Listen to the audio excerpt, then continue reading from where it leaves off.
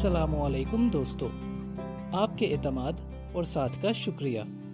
ہم پر امید ہیں کہ آپ کی یہ حوصلہ افزائی مستقبل میں نہ صرف برقرار رہے گی بلکہ اس میں اضافہ بھی ہوگا۔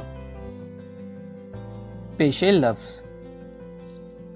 اس کتاب کے ہر باب میں پیسہ کمانے کے اس راز کا ذکر ہے جس کے ذریعے 500 سے زائد افراد نے دولت کمائی ہے۔ میں نے کئی سالوں تک اس کا تجزیہ کیا ہے۔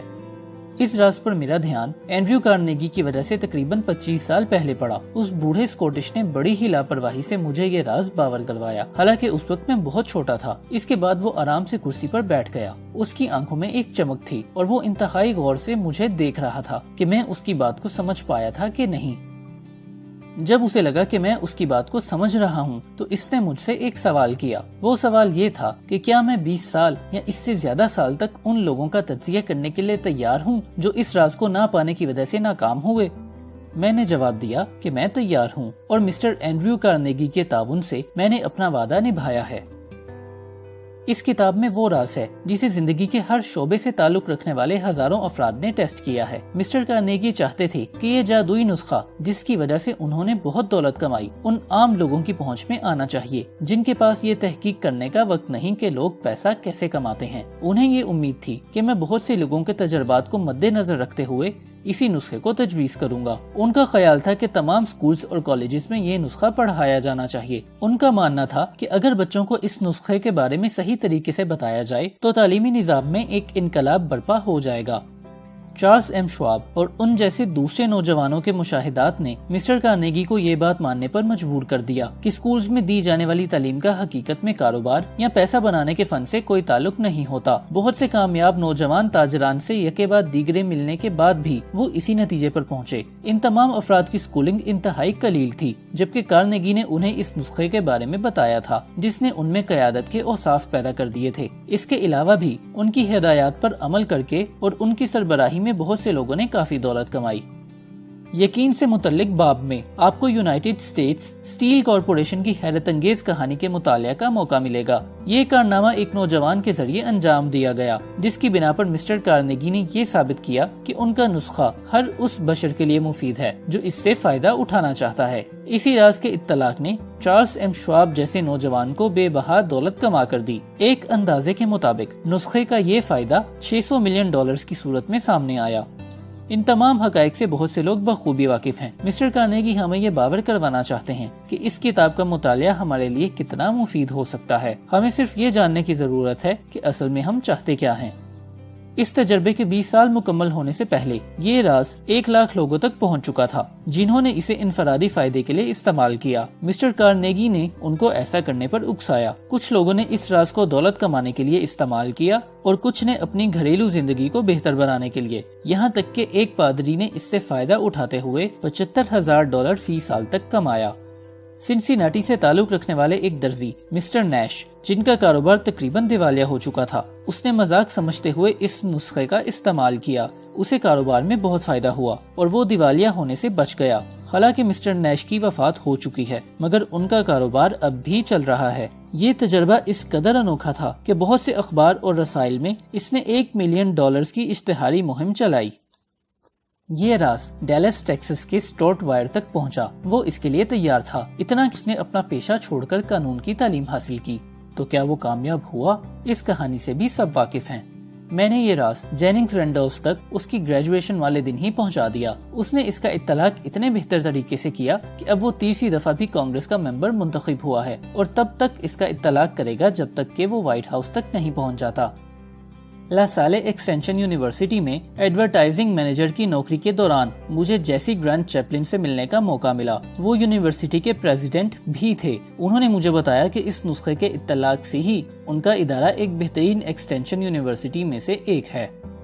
میں جس راز کی بات کر رہا ہوں اس کا ذکر اس کتاب میں سینکڑوں مرتبہ کیا گیا ہے۔ اس راز کا براہ راست کوئی نام نہیں ہے کیونکہ یہ راز پوشیدہ طور پر زیادہ مفید ثابت ہوتا ہے، بشرط یہ کہ آپ اس کے لیے جستجو کریں اور اس کے لیے تیار ہوں۔ یہی وجہ ہے مسٹر کارنیگی نے بغیر کوئی نام دیے اس کا ذکر متعدد بار کیا ہے۔ اگر آپ اس سے فائدہ اٹھانے کے لیے تیار ہیں تو اس کتاب کے ہر باب میں آپ کا اس سے سامنا ہوگا۔ میری خواہش ہے کہ میں آپ کو بتا سکوں کہ آپ اس کے لیے کب تیار ہوتے ہیں، مگر یہ بات بتا کر میں آپ کو اپنی ذات کی دریافت سے محروم نہیں کرنا چاہتا۔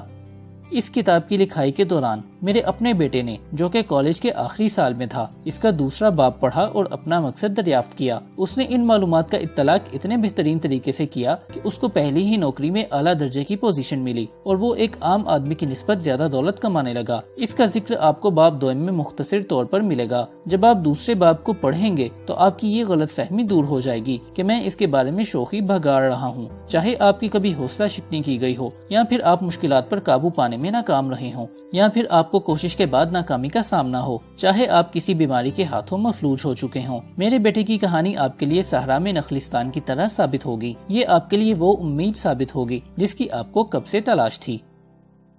اس راز کا اطلاق ووڈرو ولسن نے پہلی جنگ عظیم کے دوران کیا۔ اس کو ہر سپاہی میں منتقل کیا گیا۔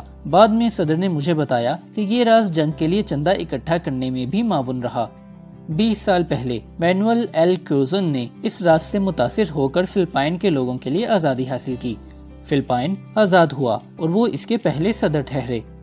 اس راز کے متعلق سب سے عجیب بات یہ ہے کہ اس کو پا لینے کے بعد کامیابی ایک لازم شرط ہے، اور اس کو پا لینے والے کبھی ناکامی کے آگے گھٹنے نہیں ٹیکتے۔ اگر آپ کو اس بات پر شک ہے تو ان بڑے لوگوں کی زندگی کا مطالعہ کریں جن کے نام اس کتاب میں متعدد بار تحریر کیے گئے ہیں۔ ان کے ریکارڈز پر غور کریں اور مان جائیں۔ کوئی بھی چیز بے معنی نہیں ہے۔ جس راز کی میں بات کر رہا ہوں اس کی قیمت ادا کرنا پڑتی ہے، تاہم یہ قیمت اس کی اہمیت کے مقابلے میں انتہائی کم ہے، جبکہ وہ لوگ جو اس کی تلاش میں نہیں، ان کے لیے اس کی قیمت کچھ بھی نہیں ہے۔ اسے نہ تو عطا کیا جا سکتا ہے اور نہ ہی خریدا جا سکتا ہے، کیونکہ یہ 2 حصوں پر مشتمل ہے۔ اس کا ایک حصہ پہلے ہی اس شخص کی ملکیت ہے جو اس کی تلاش میں ہے۔ یہ راز ان تمام لوگوں کو جو اس کے لیے تیار ہیں ایک ہی طریقے سے مدد کرتا ہے۔ اس کا تعلیم سے کوئی تعلق نہیں ہے۔ میری پیدائش سے پہلے تھامس ایڈیسن نے اس راز کو پا لیا اور دنیا کا سب سے بڑا معجزہ ٹھہرا، حالانکہ اس کی اسکولنگ کی میعاد صرف 3 ماہ تھی۔ یہ راز ایڈیسن کے ایک ایسوسیٹ کو منتقل ہوا۔ حالانکہ وہ $12,000 فی سال کماتا تھا، اس کے باوجود بہت سی دولت جمع کرنے میں کامیاب ہوا، یہاں تک کہ اپنی جوانی ہی میں ریٹائر ہو گیا۔ اس کا ذکر آپ تفصیل سے پہلے باب میں پڑھیں گے۔ یہ کہانی پڑھنے کے بعد ہمیں اس بات میں کوئی شک نہیں رہنا چاہیے کہ دنیا میں ہر بات اور ہر چیز تک رسائی ممکن ہے۔ پیسہ، دولت، شہرت اور خوشی، یہ سب ان لوگوں کو ملتا ہے جو اس کی تلاش میں ہوتے ہیں۔ میں یہ سب کیسے جانتا ہوں؟ آپ کو یہ کتاب ختم ہونے سے پہلے ہی اندازہ ہونا چاہیے۔ آپ کو اس کے متعدد پہلے باب کے آخری صفحہ پر معلومات ملیں گی۔ جب میں مسٹر کارنیگی کی گزارش پر 20 سال پر محیط اس تجربے پر کام کر رہا تھا، ایسے سینکڑوں لوگ تھے جنہوں نے برملا اظہار کیا کہ انہوں نے کارنیگی کے اس نسخے کی وجہ سے ڈھیروں دولت کمائی۔ ان لوگوں میں یہ نام شامل ہیں: Henry Ford, William ریگلی J are, John وانامیکر، James جے ہل، George S Parker, E M سٹیٹلر، Henry L Dorothy, Cyrus H کے کرٹس، جارج ایسٹ مین، تھیوڈور روزویلٹ، جان W Davis, Albert ہبارڈ، ولبر right, William Jennings brain, doctor David star Jordan, جے origin آرمور، Charles M Schwab, Harris F Williams, doctor Frank گینزولس، Daniel Willard, king جیلیٹ، reef اے ویکس، جج Daniel D right, John D Rockefeller, Thomas A Edison, Frank A Vanderlip, F W Woolworth, colonel Robert A Dollar, Edward A Filene, Edwin C Barnes, Arthur Brisbane, Woodrow Wilson, W M Howard Taft, Luther Burbank, Edward W Bok, Frank A Munsey, Elbert H Gary, doctor Alexander Graham Bell, John H Patterson, Julius Rosenwald, Stuart Austin Wier, doctor Frank Crane, George M Alexander, J R Chapline, Jennings Randolph, Arthur Nash, Clarence Darrow. جہاں تک schooling کا تعلق ہے، یہ تمام لوگ بہت کم پڑھے لکھے تھے۔ مثال کے طور پر ہنری فورڈ ہائی اسکول تک بھی نہیں پہنچ پایا تھا۔ میں تعلیم کی اہمیت کو کم کرنے کی کوشش ہرگز نہیں کر رہا، بلکہ میں صرف یہ بتانا چاہتا ہوں کہ راز کے اطلاق کے لیے ہرگز پڑھا لکھا ہونا ضروری نہیں ہے۔ میں جس راز کی بات کر رہا ہوں، اس کتاب کو پڑھتے وقت کسی بھی حصے سے نمودار ہوگا اور آپ سے یہ سوال کرے گا: کیا آپ اس کے لیے تیار ہیں؟ جب یہ ظاہر ہوگا تو آپ اسے ضرور پہچانیں گے، چاہے یہ اشارہ آپ کو پہلے باب میں ملے یا چاہے آخری باب میں۔ اس کے موصول ہوتے ہی ٹھہریے، غور کیجیے اور اپنی زندگی کو ہمیشہ کے لیے بدل ڈالیے۔ اب ہم پہلے باب کی جانب بڑھتے ہیں۔ یہ بھی یاد رکھیے گا کہ یہ کتاب کسی الف لیلوی داستان پر مشتمل نہیں ہے۔ اس کتاب کا مقصد آپ تک کائنات کے اس عظیم مقصد کو پہنچانا ہے جس سے آپ بہت کچھ سیکھیں گے، بشرط یہ کہ آپ تیار ہوں۔ اب آخر میں اس سے پہلے کہ آپ پہلے باب کی شروعات کریں، میں آپ کو مشورہ دینا چاہوں گا جس سے آپ کو کارنیگی کے اس عظیم راز کو سمجھنے میں مدد ملے گی۔ تمام کامیابیوں اور دولت کی ابتدا ہمیشہ ایک خیال سے شروع ہوتی ہے۔ اگر آپ اس راز کو پانے کے لیے تیار ہیں تو اس کا آدھا حصہ پہلے ہی اپنے پاس رکھتے ہیں۔ یہی وجہ ہے کہ دوسرے حصے کو آپ ظاہر ہوتے ہی پہچان لیں گے۔ مصنف نیپولین ہل۔ ادب سرائے۔ پہلا باب، تمہید۔ وہ آدمی جس نے تھامس ایڈیسن کے ساتھ کاروباری شراکت کا خیال کیا اور کامیاب ہوا۔ خیالات حقیقت بن سکتے ہیں بشرط یہ کہ سوچنے والا ان خیالات کو مادی منافع یا حصول دولت میں بدلنے کا ارادہ کرے۔ 3 سال سے کچھ زیادہ عرصہ گزرا کہ اوون سی بارنس نے یہ معلوم کیا کہ انسان کے خیالات اسے دولت مند بنا سکتے ہیں۔ یہ اہم انکشاف بارنس نے اچانک نہیں کیا بلکہ وہ واقعات کی جانچ سے رفتہ رفتہ اس نتیجہ پر پہنچا۔ خود اس کی کامیابی کا راز اس کی یہ خواہش تھی کہ وہ ایڈیسن جیسی عظیم الشان ہستی کا شریک کار بنے۔ بارنس کی اس خواہش یا آرزو کی خصوصیت تھی کہ اسے معلوم تھا اسے کیا حاصل کرنا ہے۔ وہ ایڈیسن کا شریک کار ہونا چاہتا تھا۔ اس کے تحت یا اس کے ساتھ کام کرنا اس کا مقصد نہ تھا۔ ذیل میں دیے ہوئے واقعات سے ظاہر ہوگا کہ کس طرح بارنس نے اپنے خیالات اور آرزو کو عملی جامہ پہنانا شروع کیا۔ ان کے مطالعہ کے بعد آپ اس کتاب میں دیے ہوئے 13 اصولوں کو بآسانی سمجھ سکیں گے جن پر عمل کرنا حصول دولت کے لیے ضروری ہے۔ بارنس کو جب پہلی بار ایڈیسن کے ساتھ کاروباری شراکت کا خیال پیدا ہوا تو وہ اس قابل نہ تھا کہ اپنی اس خواہش کی تکمیل کر سکے یا اس پر عمل کرنے کے لیے قدم اٹھا سکے۔ اس کے راستے میں دوسری مشکلات تھیں۔ ایک تو یہ کہ وہ ایڈیسن سے واقف نہ تھا اور دوسرا اس کے پاس ریل کرایہ کے لیے پیسے نہ تھے کہ وہ اپنے مقام رہائش سے اورنج نیو جرسی جاتے جہاں ایڈیسن کے کاروبار تھے۔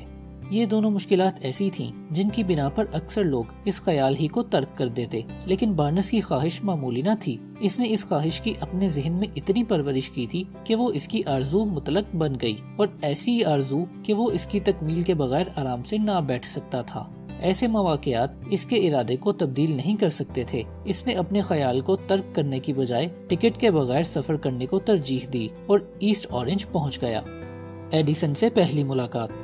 یہاں پہنچ کر وہ سیدھے ایڈیسن کی تجربہ گاہ میں گیا اور کہنے لگا کہ وہ موجد ایڈیسن کے ساتھ کاروبار میں شرکت داری کرنے آیا ہے۔ ایک عرصہ بعد ایڈیسن نے اپنی اور بارنس کی اس پہلی ملاقات کا ذکر یوں کیا ہے: وہ میرے سامنے کھڑا تھا۔ پہلے میں نے اسے ایک آوارہ گرد سمجھا، لیکن اس کی شکل و صورت میں ایک ایسی بات تھی جس سے یہ ظاہر ہو رہا تھا کہ وہ جو چاہتا ہے اس کو حاصل کرنے کا پختہ ارادہ کر چکا ہے۔ میں نے اپنے برسوں کے تجربے سے یہ نتیجہ اخذ کیا ہے کہ جب کوئی شخص اپنا سارا مستقبل ایک فیصلے پر منحصر کر دیتا ہے تو یقیناً وہ جس آرزو کو لے کر چلتا اور جس مقصد کی تکمیل کا ارادہ کر لیتا ہے اس میں کامیابی حاصل کر کے رہتا ہے۔ میں نے اس کی خواہش کے مطابق اس کو موقع دیا کیونکہ میں نے دیکھا کہ اس نے کامیاب ہونے تک کوشش جاری رکھنے اور محنت سے نہ منہ موڑنے کا تہیہ کر لیا تھا۔ اس کے قیافے سے یہ پتہ چلتا تھا کہ وہ اپنا ارادہ پورا کرنے کے لیے کوئی کسر اٹھا نہ رکھے گا۔ بعد کے واقعات نے یہ ثابت کر دیا کہ میرا یہ فیصلہ غلط نہ تھا۔ بارنس نے اس موقع پر ایڈیسن سے جس چیز کی خواہش کی تھی وہ اس چیز کے مقابلے میں جو وہ چاہتا تھا اور جس کے حصول کو اس نے اپنی زندگی کی آرزو بنا لیا تھا نہایت معمولی معلوم ہوتی تھی۔ ایڈیسن نے خود بعد میں اس کا اعتراف کیا۔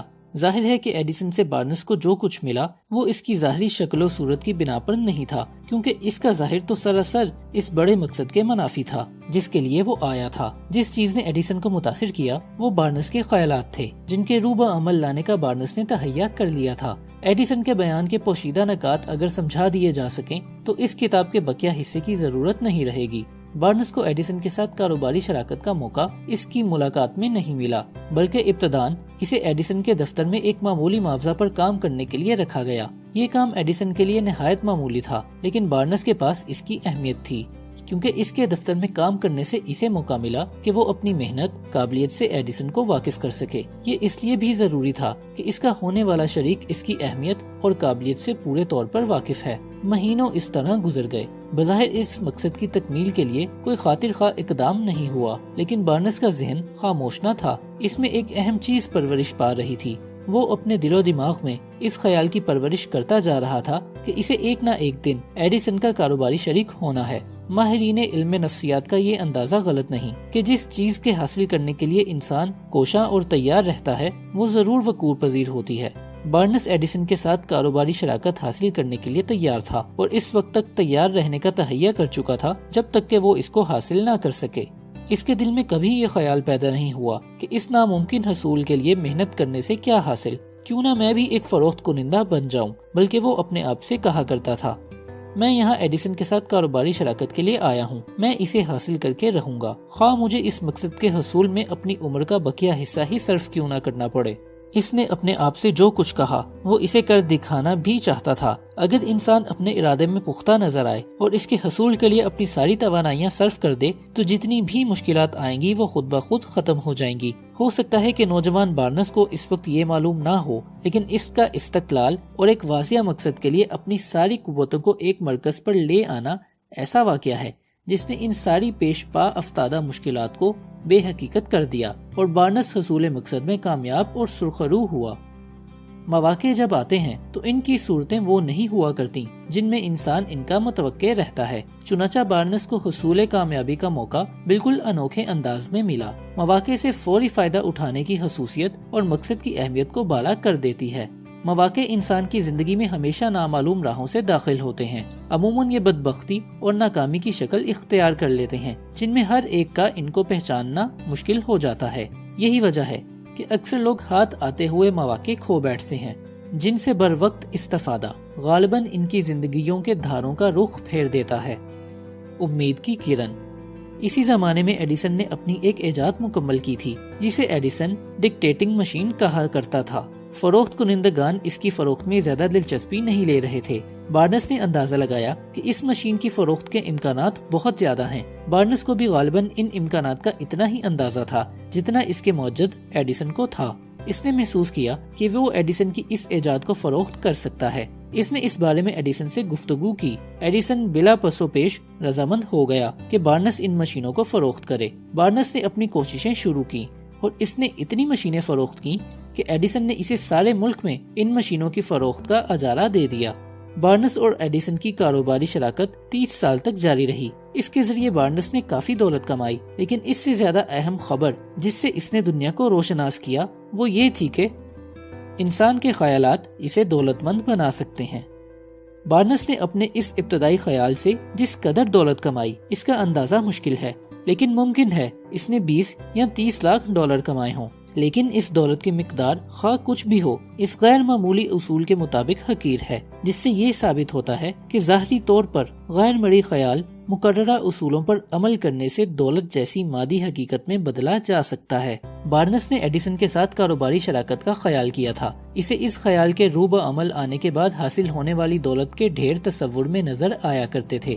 ابتداً اس کے پاس ایک خیال تھا، اس کو عملی جامہ پہنانے کے لیے اس کے پاس کچھ نہ تھا، لیکن وہ یہ جانتا تھا کہ وہ کیا چاہتا ہے اور اس میں اس خیال کے روبہ عمل آنے تک استقلال کے ساتھ اس کو سینے سے لگائے رہنے کا عزم تھا۔ اس کے پاس دولت نہ تھی، اس کی تعلیم بھی زیادہ نہ تھی، اس کے لیے سفارش کرنے والا کوئی نہ تھا، اس کے کوئی ذاتی اثرات نہ تھے، لیکن اس میں موقع سے فائدہ اٹھانے کی قابلیت موجود تھی۔ اسے اپنے آپ پر اعتماد تھا اور وہ ہر قیمت پر کامیابی حاصل کرنے کا پختہ ارادہ کر چکا تھا۔ چنانچہ لاتعداد مشکلات کے باوجود اس نے دنیا کے سب سے بڑے معجد کے ساتھ شراکت حاصل کی۔ اب آپ اس کے برعکس مثال دیکھیں، جس میں ایک دولت مند آدمی جس کے پاس کامیابی حاصل کرنے کے سارے ذرائع موجود تھے کس طرح اپنے مقصد سے 3 فٹ دور رہ کر ساری چیزیں کھو دیں۔ سونے کی کان سے صرف 3 قدم پر۔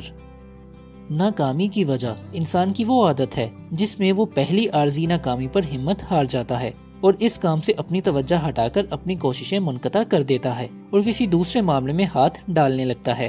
ہر انسان کسی نہ کسی وقت اس قسم کی غلطی کا مرتکب ضرور ہوتا ہے۔ R.U. ڈیربی کے ایک چچا کو اس زمانے میں جب سونے کی کانوں کے لیے جگہ جگہ کھدائی ہو رہی تھی، سونے کی کان تلاش کرنے کا خیال پیدا ہوا۔ اس نے بھی کھودو اور دولت مند ہو جاؤ کے اصول پر کام شروع کیا۔ اسے غالباً اس کا علم نہ تھا کہ دنیا میں انسانی ذہن نے زمین سے زیادہ سونا اگلا ہے۔ اس نے بھی اوروں کی طرح کدال اور بیلچا لے کر سونے کی تلاش شروع کی۔ کام دشوار تھا لیکن اس کا ارادہ پختہ تھا۔ ہفتوں کی سخت محنت کے بعد اسے سونے سے چمکتی ہوئی شے نظر آئی۔ اس کو اب بڑی بڑی مشینوں اور دیگر آلات کی ضرورت تھی کہ وہ اس زمین سے سونا نکالے۔ اس نے اس مقام کو پھر مٹی سے ڈھانپ دیا اور خاموشی سے میری لینڈ واپس آیا۔ اس نے اپنے دوستوں اور رشتہ داروں کو اور کچھ ہمسایوں کو واقعات بتلائے۔ چچا اور بھتیجے نے سب لوگوں کو ترغیب دے کر اتنی رقم اکٹھی کر لی کہ ضروری مشینری وغیرہ خرید سکیں۔ ضروری سامان اور مشینری سونے کے کان کے پاس پہنچا دیا گیا۔ معدنی مٹی سطح زمین پر لائی جانے لگی۔ چنانچہ پہلی دفعہ اس قدر سونا نکلا کہ لوگوں نے اسے کہا کہ کولوراڈو میں غالباً سب سے زیادہ قیمتی سونے کی کان یہی ہے، اور توقع کی جانے لگی کہ اس طرح کچھ دن اور کام چلتا رہا تو منافع غیر معمولی ہوگا۔ جیسے جیسے کھدائی کا کام نیچے ہوتا گیا، امیدیں اوپر اٹھتی گئیں، لیکن آہستہ آہستہ سونے کی معدن کا نشان غائب ہو رہا ہے۔ سنہری کوس قزح کے کنارے پہنچ کر یہ لوگ یہ سمجھ کر رک گئے آگے صرف مٹی تھی جس میں سونے کا شعبہ بھی نہ تھا۔ ادھر ادھر کچھ اور کھدائیاں کی گئیں لیکن سونے کا نشان نہ ملا۔ آخر تھک کر ان لوگوں نے اس سارے کاروبار کو ختم کرنے کا فیصلہ کر لیا۔ انہوں نے اپنی ساری مشینری ایک کباڑیے جنک مین کو چند $100 میں فروخت کی اور گھر لوٹ آئے۔ اس کباڑیے نے عام کباڑیوں کی طرح مشینری توڑ پھوڑ کر وہاں سے منتقل نہیں کی، بلکہ اس نے غور کیا کہ ایک سونے کی کان اتنی جلد کس طرح ختم ہو سکتی ہے۔ اس نے ایک معدنی انجینئر سے مشورہ کیا۔ انجینئر نے ادھر ادھر تحقیقاتی کھدائیاں کی اور بتلایا اس کام میں ناکامی کی وجہ یہ تھی کہ اس کے پہلے مالکان معدنیات کی اندرونی خصوصیات سے واقف نہ تھے۔ چنانچہ اس نے حساب لگا کر بتایا کہ اس مقام پر جہاں پہلی کوششیں چھوڑ دی گئی ہیں 3 فٹ کے فاصلے پر پھر سونا برآمد ہو سکتا ہے۔ چنانچہ انجینئر کے اس مشورے پر عمل کر کے کباڑیے نے کروڑوں $، کمائے، کیونکہ اس نے امیدیں لگانے سے قبل ماہرین فن کی رائے حاصل کی تھی۔ اس کام کے لیے جس قدر رقم جمع کی گئی تھی اس کا بیشتر حصہ نوجوان RU ڈرابی کی کوشش سے حاصل ہوا تھا۔ یہ رقم اس کے رشتہ داروں، دوستوں اور ہمسایوں سے حاصل کی گئی تھی۔ انہوں نے اس لیے دی تھی کہ انہیں ڈرابی پر بھروسہ تھا۔ اس نے ان کی یہ ساری رقم ایک ایک کر کے ادا کی، گو اس میں اسے برسوں لگ گئے۔ عرصہ بعد جب RU ڈرابی کو اس اصول کا علم ہوا کہ خواہش سونے میں تبدیل کی جا سکتی ہے، تو اس نے نہ صرف اس پر عمل کر کے اپنے ساری نقصان کی تلافی کر لی بلکہ اس سے بہت زیادہ کما لیا۔ ڈرابی نے یہ انکشاف زندگی کے بیمہ کا کاروبار شروع کرنے کے بعد کیا۔ اب ڈرابی ان چند لوگوں میں سے ہے جن کی تعداد دنیا میں کبھی 50 سے نہیں بڑھی اور جو $10 لاکھ سالانہ کی بیمہ پالیسیاں فروخت کرتے ہیں۔ اس بات کو یاد کر کے اس نے سونے کی کان سے چند قدم پر رک جانے کی وجہ سے کثیر دولت کھوئی۔ وہ کہتا ہے کہ میں اب ان لوگوں میں نہیں رہا ہوں جو مشکلات اور دشواریوں کی تاب نہ لا کر اپنی کوششیں ترک کر دیتے ہیں، بلکہ اب میرا یہ حال ہے کہ زندگی کے بیمہ کی فروخت کے سلسلے میں اگر کوئی شخص مجھے انکاری جواب دیتا ہے تو میری کوششیں تیز ہو جاتی ہیں۔ ہم نے دیکھا ہے کہ ڈاربی نے یہ اہم سبق بہت کچھ کھو کر سیکھا ہے۔ کسی مقصد میں حصول کامیابی سے قبل یہ دیکھا گیا ہے کہ انسان جب عارضی شکستوں اور ناکامی سے دو چار ہو جاتا ہے تو شخص کا اس طرح شکست اٹھانے یا ناکام ہونے کے بعد اس مقصد کے حصول کی کوشش ترک کر دینا نہایت آسان کام ہے، اور اگر وہ ایسا کرے تو منطقی اعتبار سے درست نہیں، چنانچہ اکثریت ایسا ہی کرتی ہے۔ لیکن ان لوگوں کے حالات کا مطالعہ سے جنہوں نے زندگی میں کامیابیاں حاصل کی ہیں، معلوم ہوتا ہے کہ ہر وقت انہیں کامیابی سے کچھ قدم پہلے قطعی ناکامی نظر آتی، اور اگر وہ اس ناکامی سے ہراساں ہو جاتے اور اپنی کوششیں جاری نہ رکھتے تو شاید انہیں کامیابی کا روشن چہرہ کبھی نظر نہ آتا۔ اس بات کو یاد رکھیے کہ اگر کسی مقصد کی ناکامی کا آپ کو یقین ہو جائے تو قریب ہی کہیں کامیابی بھی ہے۔ ناکامی کے تاریک سائے کے آڑ میں کامیابی کا دمکتا مسکراتا چہرہ آپ کا منتظر ہے۔ ثابت قدمی کی اچھوتی مثال۔ ڈربی کو سونے کی کان کے معاملے میں ناکامی کے بعد ایک ایسا واقعہ پیش آیا جس سے اسے معلوم ہوا کہ لفظ نہیں یہ ضروری نہیں کہ ہمیشہ انکار ہی ظاہر کرے۔ ڈربی کا چچا نہایت غصہ ور آدمی تھا۔ اس نے ایک دیہات میں آٹے کی چکی لگا رکھی تھی۔ اس دیہات میں اکثر سیاہ فام باشندے رہا کرتے تھے۔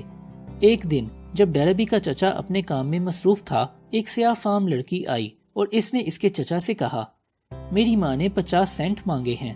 بڈھے نے انکار کیا اور لڑکی سے کہنے لگا، جا بھاگ جا یہاں سے، میں پیسے ویسے نہیں دیتا۔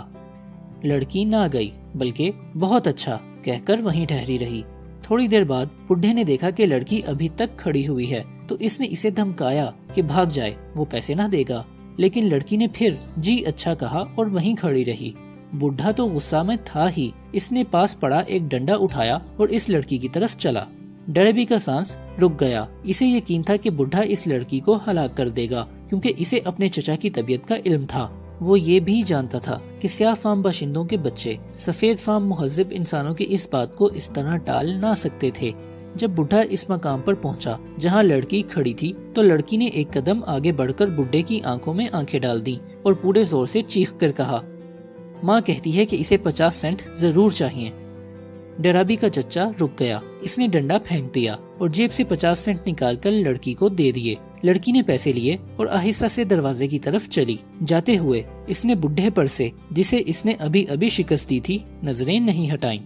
جب لڑکی جا چکی تو بڈھا ایک ڈبے پر بیٹھا کوئی 10 منٹ تک کھڑکی سے باہر دیکھتا رہا اور اپنی شکست کے اسباب پر غور کرتا رہا۔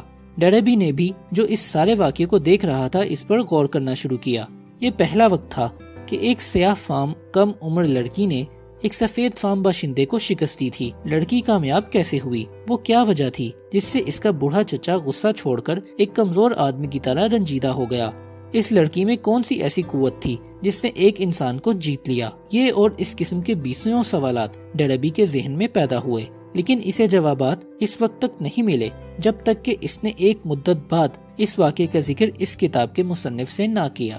یہ ایک عجیب بات ہے کہ یہ واقعہ مصنف سے اسی مقام پر بیان کیا گیا جہاں یہ واقعہ ہوا تھا، اور یہ بھی ایک عجیب بات ہے کہ 25 سال سے مصنف اسی قوت کی تحقیقات میں لگا ہوا تھا جس نے ایک نادان جاہل سیاہ فام لڑکی کو ایک سمجھدار انسان پر فتح دلائی۔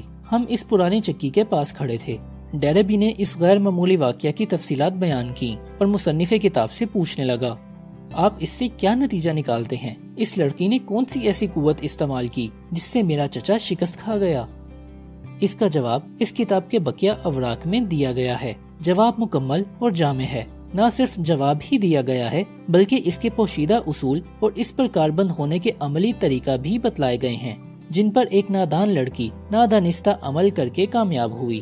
اگر ہم ٹھنڈے دل سے غور کریں تو یہ جاننا دشوار نہیں کہ وہ کون سی پوشیدہ قوت تھی جس نے لڑکی کی کامیابی میں مدد کی۔ آئندہ باب میں آپ کو اس بارے میں مزید معلومات بہم پہنچائی گئی ہیں۔ علاوہ ازیں کتاب کے کسی اور حصے میں آپ کو ایک اور خیال ملے گا جس سے آپ اس قوت کو اپنے مفاد کے لیے بآسانی اور بہتر طریقہ سے استعمال کرنے کے قابل ہو جائیں گے۔ اس قوت کے متعلق جوں آپ کی معلومات میں اضافہ ہوتا جائے گا، آپ یہ محسوس کریں گے کہ پچھلے دنوں میں آپ نے جو کچھ کھویا ہے وہ اب آپ پھر سے حاصل کر سکتے ہیں۔ جب مصنف نے ڈیربی کو اس قوت کی اہمیت سمجھائی جس کو نادانستہ استعمال کر کے وہ سیاہ فام لڑکی اس کے چچا پر فتح یاب ہوئی تھی، تو ڈیربی نے اپنے پچھلے 30 سالہ تجربہ کو یاد کیا اور بلا پسو پیش اس نے کہا کہ زندگی کے بیمہ کی پالیسیاں فروخت کرتے ہوئے وہ بھی اس قوت کو نادانستہ طور پر عملاً کامیابی کے ساتھ استعمال کرتا رہا ہے جو اس نے اس لڑکی سے نادانستہ طور پر سیکھ لیا تھا۔ ڈیربی نے بتلایا، ہر مرتبہ جب کوئی شخص بیمہ کی پالیسی لینے سے انکار کرتا تو میرے سامنے اس لڑکی کی تصویر آ جاتی جو ہمارے ہاں آٹے کی چکی میں آتی تھی اور جس کی بڑی بڑی آنکھیں میرے چچا کے غصے کو حقارت سے دیکھ رہی تھیں، اور پھر میں اپنے آپ سے کہتا ہوں مجھے تو یہ پالیسی اس شخص کو بہرحال فروخت کرنی ہے۔ میں نے اپنی زیادہ تر پالیسیاں انہی لوگوں کو فروخت کی ہیں جنہوں نے پہلے پالیسی لینے سے انکار کیا تھا۔ ڈیربی نے اس کے ساتھ ہی سونے کی کان کا واقعہ یاد کیا اور کہا کہ میری پہلی ناکامی میں بھی میرے لیے بہتری تھی۔ اس واقعے سے میں نے استقلال اور ثابت قدمی کا وہ اعلیٰ سبق سیکھا جو میری اس نئی زندگی میں مشعل راہ بنا رہا۔ ڈیربی اور اس کا چچا، یہ قصہ ہر اس آدمی کے لیے جو زندگی کے بیمہ کی فروخت سے اپنی زندگی بنانا چاہتا ہے قابل تقلید مثال ہے، اور مصنف کتاب یہ بتانا چاہتا ہے کہ ڈیربی کا $10 لاکھ سالانہ کی بیمہ پالیسیاں فروخت کرنے کا راز استقلال اور ثابت قدمی ہے۔